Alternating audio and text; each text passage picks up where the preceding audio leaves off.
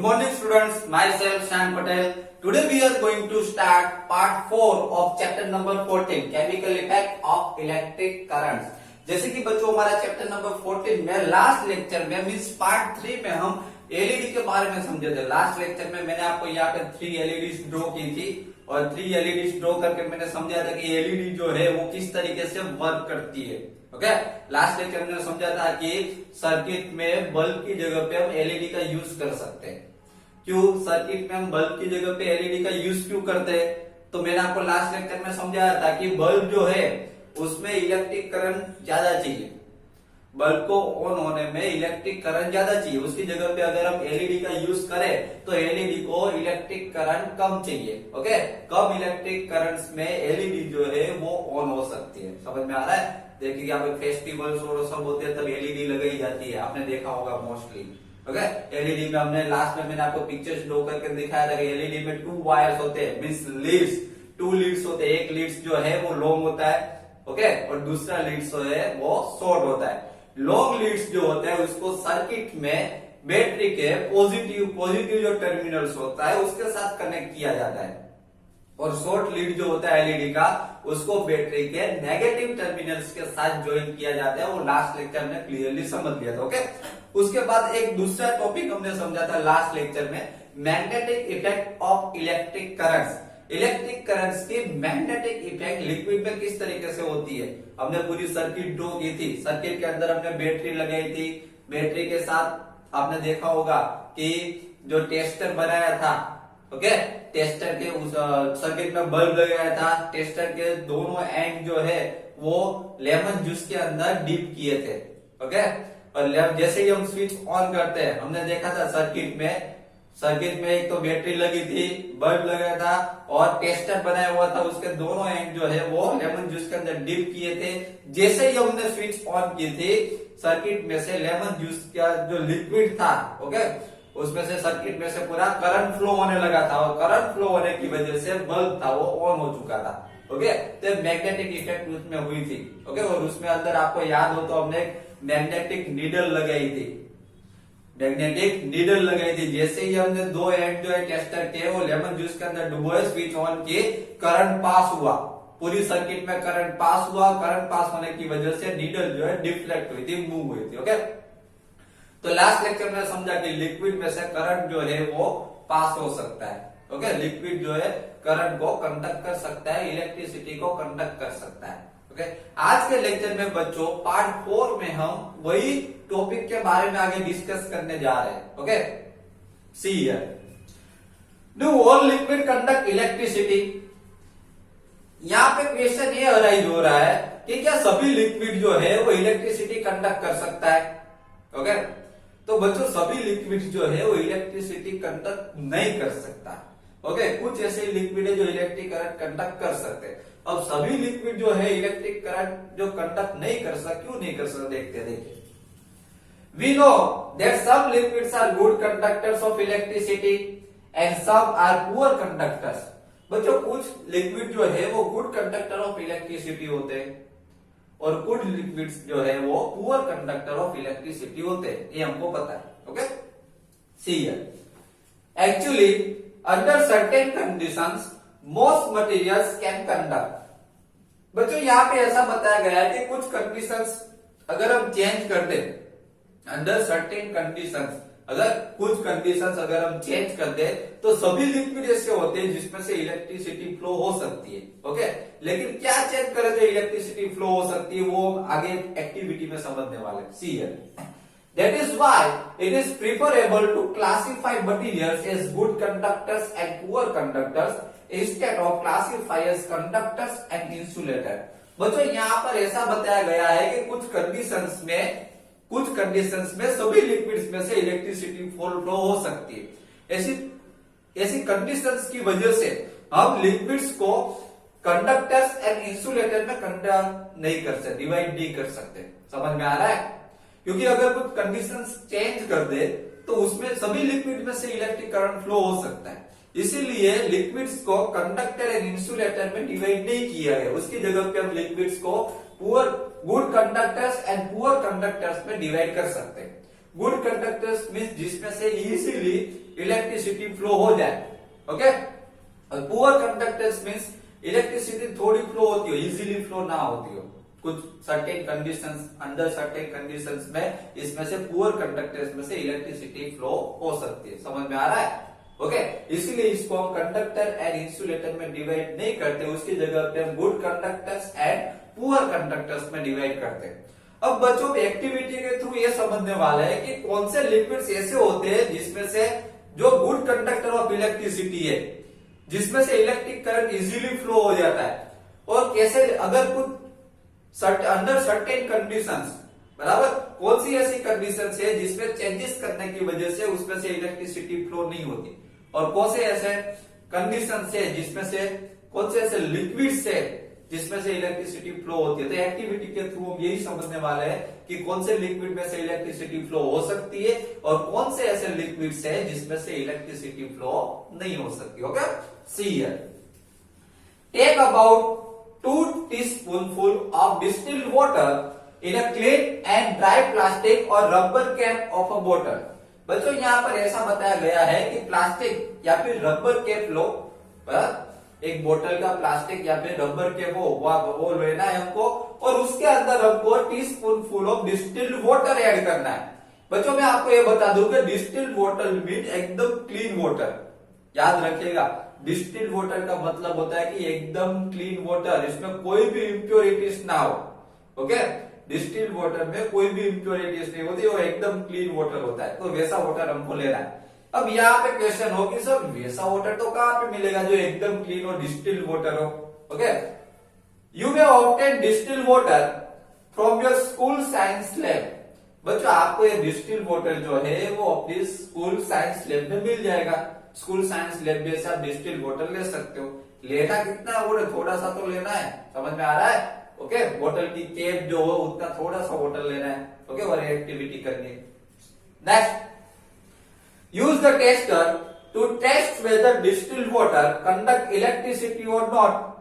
बच्चों बाद में क्या करना है, टेस्टर बना के हमको यूज करना है। टेस्टर के दोनों एंड जो है वो डिस्टिल्ड वाटर के अंदर डुबाने, समझ में आ रहा है? दोनों एंड डिस्टिल्ड वाटर के अंदर डिप करेंगे तो हमको पता चलेगा कि डिस्टिल्ड वाटर जो है उसमें से इलेक्ट्रिसिटी फ्लो हो रही है कि फ्लो नहीं हो रही है। ओके तो मैं आपको बता दूं कि डिस्टिल्ड वाटर जो है ओके उसमें टेस्टर के दोनों एंड डिप करने से, डुबाने से हमको पता चलेगा कि डिस्टिल्ड वाटर में से इलेक्ट्रिसिटी फ्लो नहीं होगी। याद रखिएगा डिस्टिल्ड वाटर में से इलेक्ट्रिसिटी फ्लो नहीं होगी। व्हाट डू यू फाइंड, जैसे ही आपने दोनों एंड जो है डिप किए डिस्टिल्ड वाटर में, क्या उसमें से इलेक्ट्रिसिटी फ्लो हुई? व्हाट डू यू फाइंड, आपको क्या पता चला? नहीं, उसमें से इलेक्ट्रिसिटी फ्लो नहीं होगी। अब हमको ये देखना है कि उसमें से इलेक्ट्रिसिटी फ्लो क्यों नहीं होगी। ओके देखो नेक्स्ट टॉपिक देखते हैं। Does distilled water conduct electricity, क्या डिस्टिल्ड वाटर है वो इलेक्ट्रिसिटी कंडक्ट करता है? No, distilled water electricity conduct नहीं करता। Now dissolve a pinch of common salt in distilled water. बच्चों यहाँ पर ऐसा बताया गया है कि डिस्टिल्ड वाटर में इलेक्ट्रिसिटी फ्लो नहीं होती, तो एक काम कीजिए, अब डिस्टिल्ड वाटर में थोड़ा सा सोल्ट डाल दीजिए। क्या करना है, डिस्टिल्ड वाटर में थोड़ा सा सोल्ट ऐड कर देना है। अगेन टेस्ट, फिर से टेस्ट करना है, एक्टिविटी करनी है। What do you conclude this time, इस टाइम आपको क्या देखने को मिला? तो बच्चों जब हमने डिस्टिल्ड वाटर लिया था तब उसमें से इलेक्ट्रिसिटी फ्लो नहीं होती थी, लेकिन जब हम उसके अंदर कॉमन सोल्ट डालेंगे, जब उसके अंदर हम कॉमन सोल्ट ऐड कर देंगे, बाद में अगर हम एक्टिविटी करेंगे तो हमको देखने को मिलेगा कि उसमें से इलेक्ट्रिसिटी फ्लो होती है। तो ऐसा क्यों हुआ? जब डिस्टिल्ड वाटर था, एकदम क्लीन वाटर था, उसमें से इलेक्ट्रिसिटी फ्लो नहीं हुई, लेकिन जब उसके अंदर हमने कॉमन सोल्ट ऐड कर दिया तब उसमें से इलेक्ट्रिसिटी फ्लो होती है। ओके तो ऐसा क्यों होता है, आगे देखते थे। When salt is dissolved in distilled water, we obtain salt solution. This is a conductor of electricity। बच्चों यहाँ पर ऐसा बताया गया है कि जब हम सोल्ट डिस्टिल्ड वाटर के अंदर जब हम सोल्ट ऐड करेंगे तो वो सोल्ट सॉल्यूशन बन जाएगा।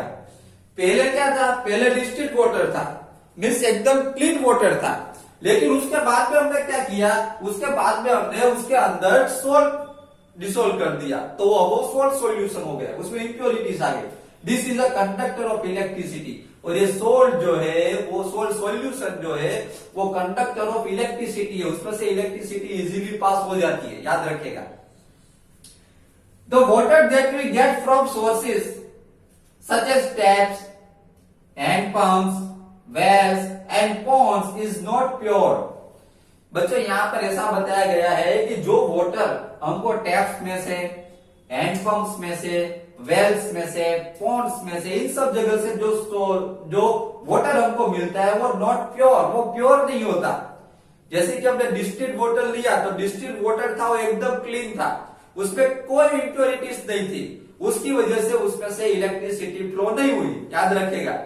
डिस्टिल्ड वाटर में से इलेक्ट्रिसिटी फ्लो क्यों नहीं होती? क्योंकि वो एकदम क्लीन वाटर होता है, उसमें कोई इंप्योरिटीज नहीं होती, उसकी वजह से उसमें से इलेक्ट्रिसिटी फ्लो नहीं होती। और जैसे ही हम उसमें सॉल्ट ऐड कर देते हैं, उसमें इंप्योरिटीज आ जाती है, उसमें से इलेक्ट्रिसिटी फ्लो होने लगती है। Clear? Small amounts of it में contain several salt dissolve in it. ये बच्चों ये जो पंप, हैंड पंप जो होता है, टेप्स जो होता है, वेल्स, पॉन्ड, ये सब जो होता है उसके अंदर several salt dissolve in it, उसके अंदर सॉल्ट होता है, बहुत सारा सॉल्ट होता है, जिसकी वजह से वो उसमें से इलेक्ट्रिसिटी इजीली पास होगी। Small amounts of mineral salts are naturally present in it. Okay, small amounts of minerals, उसमें naturally थोड़ा minerals तो होते ही है। Okay, now उसमें थोड़े से mineral salt तो उसमें होगा ही, कोई भी ये पॉन्ड से, वेल से, ओके, नेचुरली कोई भी थिंग्स होती है, ओके, नेचुरली कोई भी वाटर होता है, उसमें थोड़ा अमाउंट में मिनरल सॉल्ट होगा ही। This water is thus a good conductor of electricity. तो ये वाटर जो है वो गुड कंडक्टर ऑफ इलेक्ट्रिसिटी हुआ, मींस उसमें से इलेक्ट्रिसिटी फ्लो होगी, क्योंकि उसमें थोड़ा बहुत तो सोल्ट होगा ही। नेचुरली जो वाटर होता है, जो वाटर हमको टैप्स में, हैंड पंप्स में, वेल्स में, पॉन्ड्स में, इन सब में से जो वाटर हमको मिलता है, जो नेचुरली वाटर हमको मिलता है, उसमें से थोड़ा बहुत सोल्ट तो होगा ही, मींस उसमें इंप्योरिटीज होगी, और इंप्योरिटीज होगी तो वो गुड कंडक्टर ऑफ इलेक्ट्रिसिटी हुआ, उसमें से इलेक्ट्रिसिटी फ्लो होगी। Clear? Okay, now on the other hand distilled water is free of salt and is a poor conductor. अगर दूसरे हैंड पे देखा जाए तो हमने जो डिस्टिल्ड वाटर लिया था, वो डिस्टिल्ड वाटर जो है वो एकदम क्लीन था, उसमें कोई इंप्योरिटीज नहीं थी, फ्री ऑफ सॉल्ट, और फ्री ऑफ सॉल्ट था डिस्टिल्ड वाटर, उसमें कोई सॉल्ट नहीं था, कोई इंप्योरिटीज नहीं थी, इसीलिए वो पुअर कंडक्टर ऑफ इलेक्ट्रिसिटी कहा गया। उसको समझ में आ रहा है? उसको पुअर कंडक्टर ऑफ इलेक्ट्रिसिटी कहा गया, और उसमें से इलेक्ट्रिसिटी फ्लो नहीं होती, क्योंकि उसमें इंप्योरिटीज ही नहीं है। डिस्टिल्ड वाटर में इंप्योरिटीज नहीं होती, इसलिए उसमें से इलेक्ट्रिसिटी फ्लो नहीं होगी। Okay, now small amounts of mineral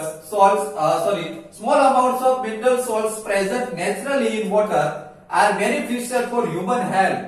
बच्चों यहाँ पर ऐसा बताया गया है कि स्मॉल अमाउंट्स ऑफ सोल्ट जो है वो नेचुरली प्रेजेंट होता ही है वाटर में, और वो हमारे ह्यूमन हेल्थ के लिए भी बेनिफिशियल है। ओके, थोड़ा सा सोल्ट जो है वो वाटर में ऐड होता ही है, वो होता ही है, समझ में आ रहा है? वो हमारी हेल्थ के लिए भी बेनिफिशियल है, उससे हमारी हेल्थ को कोई प्रॉब्लम नहीं होती। ओके, तो बच्चों यहाँ पर हमारा पार्ट 4 जो है आज का लेक्चर यहाँ पे फिनिश हो रहा है। आज के लेक्चर में हमने समझा do all liquid conduct electricity, क्या सभी लिक्विड इलेक्ट्रिसिटी, सभी लिक्विड में से इलेक्ट्रिसिटी फ्लो होती है? तो नहीं, हमने समझा कि आपको पता चल गया कि नहीं सर, सभी लिक्विड में से इलेक्ट्रिसिटी फ्लो नहीं हो सकती। जैसे कि हमने डिस्टिल्ड वाटर लिया तो डिस्टिल्ड वाटर में डिस्टिल्ड वाटर जो है उसमें कोई भी इंप्योरिटीज नहीं थी, है ना? तो इंप्योरिटीज डिस्टिल्ड वाटर में कोई भी इंप्योरिटीज नहीं थी, तो उसमें से इलेक्ट्रिसिटी फ्लो नहीं हुई। ओके, उसके बाद में हमने उसके अंदर सोल्ट ऐड किया तो उसके अंदर इंप्योरिटीज आ गई, तो इंप्योरिटीज आने की वजह से उसमें से इजीली इलेक्ट्रिसिटी फ्लो हो गई। समझ में आ रहा है? तो हमको समझ में आ गया कि नहीं सर, सभी लिक्विड्स में से इलेक्ट्रिसिटी फ्लो नहीं होती, जिसमें इंप्योरिटीज नहीं होती उसमें से इलेक्ट्रिसिटी फ्लो नहीं हो सकती, उसमें से करंट फ्लो नहीं हो सकता। जिस लिक्विड में इंप्योरिटीज होती है उसमें से ही इलेक्ट्रिसिटी फ्लो होगी, है ना? ओके, तो आज का लेक्चर बच्चों यहाँ पर हमारा पार्ट 4 जो है वो कंप्लीट हो रहा है। नेक्स्ट लेक्चर में पार्ट 5 में हम दूसरे इंटरेस्टिंग पॉइंट्स, टॉपिक्स के बारे में समझेंगे। Okay. Thank you very much.